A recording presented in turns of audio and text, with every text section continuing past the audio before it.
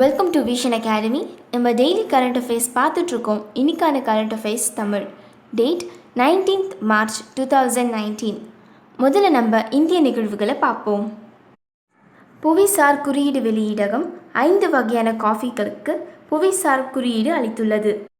Coorg arabica coffee Karnataka, Wayanad robusta coffee Kerala, Chikmagalur arabica coffee Karnataka, Baba Budangiri arabica coffee Karnataka, Araku பள்ளத்தாக்கு arabica coffee Andhra Pradesh.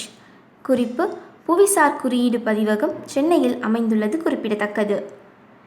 இதிலிருந்து question எப்படி வரலான்னு பார்த்தீங்கன்னா, சமீபத்தில் புவிசார் குறியீடு வழங்கப்பட்ட கூர்க் அரபிகா காஃபி எந்த மாநிலத்தை சேர்ந்தது? இதோட விடை கர்நாடகா.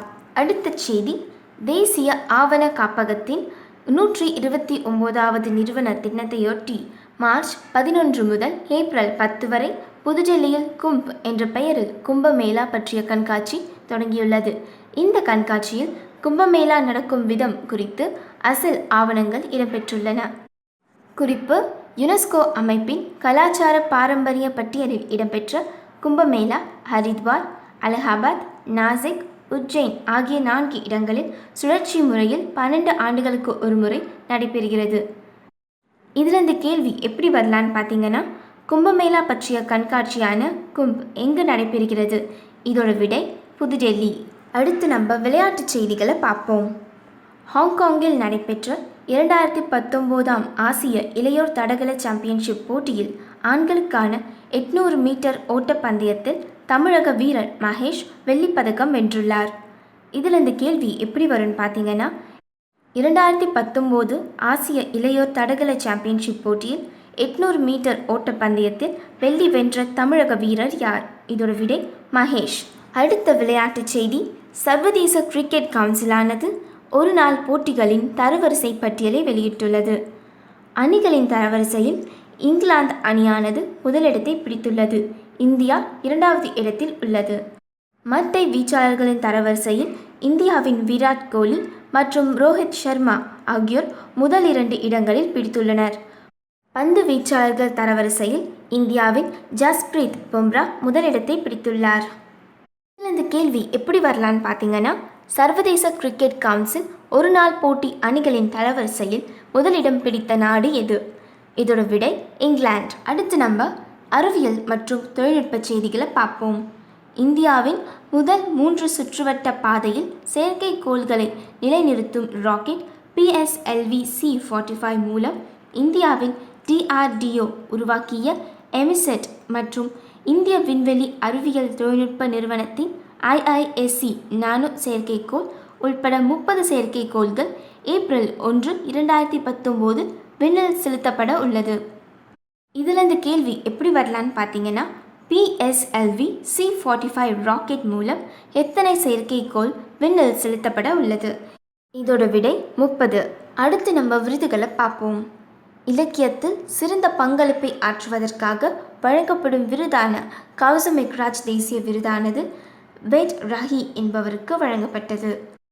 இதிலிருந்து கேள்வி எப்படி வரலான்னு பார்த்தீங்கன்னா, இலக்கியத்திற்காக கௌசம் மெக்ராஜ் தேசிய விருது சமீபத்தில் யாருக்கு வழங்கப்பட்டது? இதோட விடை வெட் ரஹி. அடுத்து நம்ம நியமனங்களை பார்ப்போம்.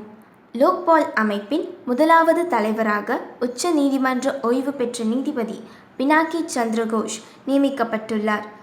நாட்டின் பிரதமர் உட்பட மத்திய மந்திரிகள் மற்றும் மத்திய அரசு அதிகாரிகள் மீதான ஊழல் புகாரை விசாரிக்க லோக்பால் அமைப்பை ஏற்படுத்துவதற்காக மசோதா 2013 நிறைவேற்றப்பட்டது. இதில் இந்த கேள்வி எப்படி வரலான்னு பார்த்தீங்கன்னா, லோக்பால் அமைப்பின் 1வது தலைவராக நியமிக்கப்பட்டுள்ளவர் யார்? இதோட விடை பினாகி சந்திரகோஷ். அடுத்து நம்ம முக்கிய தினங்களை பார்ப்போம். உலகளவியலான மறுசுழற்சி தினம் மார்ச் 18, குளோபல் ரீசைக்ளிங் டே. மறுசுழற்சி செய்வதன் மூலம் ஏற்படும் எதிர்கால பயன்பாட்டு குறித்து மக்களிடையே விழிப்புணர்வை ஏற்படுத்துவதற்காக 2018 ஆண்டு முதல் மார்ச் 18 உலகளவியலான மறுசுழற்சி தினமாக கடைபிடிக்கப்படுகிறது. 2019 ஆண்டின் உலகளவியலான மறுசுழற்சி தினத்தின் கருத்தரு எதிர்காலத்திற்காக மறுசுழற்சி, ரீசைக்ளிங் இன்டு தி ஃபியூச்சர். இதில் இந்த கேள்வி எப்படி வரலான்னு பார்த்தீங்கன்னா, உலகளவிய மறுசுழற்சி தினமானது எந்த நாளில் கடைபிடிக்கப்படுகிறது? இதோட விடை மார்ச் 18. இவ்வளோ நேரம் நம்ம கரண்ட் அஃபேர்ஸ் பார்த்துட்டு இருந்தோம். அடுத்து நம்ம நேற்று கேட்ட குவிஸ்க்கான ஆன்சர்ஸை பார்ப்போம்.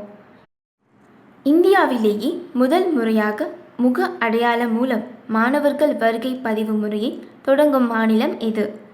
இதோட விடை தமிழ்நாடு. அடுத்த கேள்வி, புதிய இந்திய நிதிச் செயலாளராக நியமிக்கப்பட்டுள்ளவர் யார்? இதோட விடை அஜய் நாராயணன் ஜா. அடுத்த கேள்வி, நடப்பாண்டு கிலிங்கா உலக மண் பரிசு வென்றவர் யார்? இதோட விடை ரத்தன் லால். இணைய பாதுகாப்பு கல்விக்காக DSCI சிறப்பு விருதை 2018ஆம் ஆண்டு வென்றுள்ள IIT எது? இதோட விடை IIT கராக்பூர். அடுத்த கேள்வி, 2018ஆம் ஆண்டிற்கான ஸ்கோச் முதலமைச்சர் விருதை பெற்ற இந்திய அரசியல்வாதி யார்? இதோட விடை மம்தா பானர்ஜி. இப்போ நம்ம இன்னைக்கு கரண்ட் அஃபேர்ஸ்க்கான கொஷின்ஸை பார்ப்போம். முதல் கேள்வி, இந்தியாவின் முதல் திறந்தவெளி நூலகம் தொடங்கப்பட்ட நகரம் எது? அடுத்த கேள்வி, இந்தியாவின் 57வது கிராண்ட் மாஸ்டராக தேர்வாகப்பட்டவர் யார்? அடுத்த கேள்வி, அண்மையில் சௌரா ஜலநிதி என்ற திட்டத்தை அறிமுகப்படுத்திய மாநிலம் எது? அடுத்த கேள்வி, புகழ்பெற்ற ராஜாராம் மோகன் ராய் விருதுக்கு தேர்ந்தெடுக்கப்பட்ட பத்திரிகையாளர் யார்? அடுத்த கேள்வி, 23வது உலக பெருநிறுவன விளையாட்டுகளை நடத்தும் நாடு எது?